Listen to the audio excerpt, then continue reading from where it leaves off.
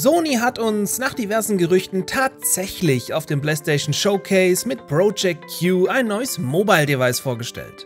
Warum dieses Gerät zwar geil aussieht, aber überhaupt nicht das ist, was sich Fans erhofft haben und auch in keinster Weise ein Konkurrenzprodukt zur Nintendo Switch ist, klären wir in den News.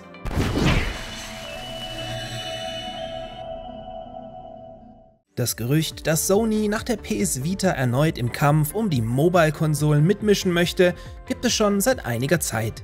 Denn allem Misserfolg zum Trotz war die Sony Handheld-Konsole für ihre Zeit ein technisch beeindruckendes Gerät und hatte durchaus seine Fans. Man sah aber Anfang der 2010er Jahre in diesem Bereich kein Land gegen Nintendo. Der etwas früher gestartete DSi verkaufte sich über satte 100 Millionen Mal mehr.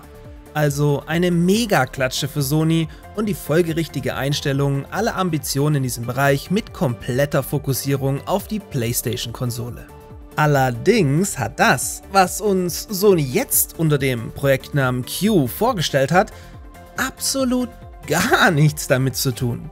Q ist weder ein Nachfolger zur Vita noch ein Konkurrenzprodukt zur Nintendo Switch, sondern erinnert vielmehr an die ebenfalls gnadenlos gefloppte Wii U.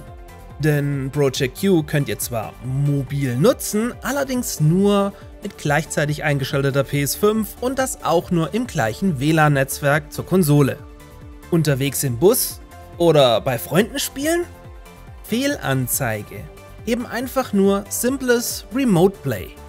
Der Vergleich mit der Wii U hinkt übrigens auch, denn hier konnte immerhin der Controller in Kombination mit dem TV als zweiter Bildschirm genutzt werden.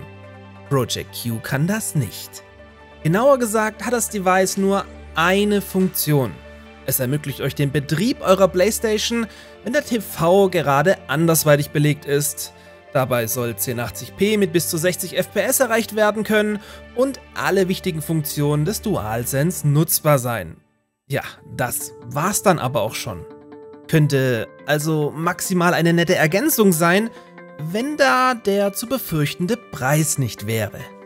Kurz bei Amazon gespickelt, kostet ein DualSense Edge Controller bereits über 200 €.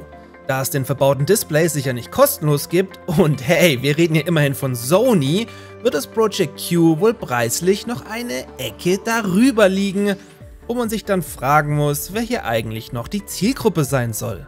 Oder seid ihr bereit für einen Controller mit Display, der sonst nicht mehr kann, 300 € zu bezahlen? Jetzt könntet ihr natürlich argumentieren, dass ihr schon immer mal auf dem Klo beim Kacken PS5 zocken wolltet und da halt kein TV hängen habt, aber vom hygienischen Faktor mal abgesehen, könnt ihr das halt auch jetzt schon und das sogar kostenlos. Denn Sony macht sich hier mit PS Remote Play selbst Konkurrenz, womit ihr via App eure PS5 oder PS4 schon länger auf iOS, Android, Laptop oder sogar PC streamen könnt. Was bleibt also unterm Strich? Eigentlich gar nichts und ich bin sehr gespannt, ob dieses Produkt überhaupt jemals das Licht der Welt erblickt. Den aktuellen Hype kann ich aus genannten Gründen jedenfalls gar nicht verstehen. PlayStation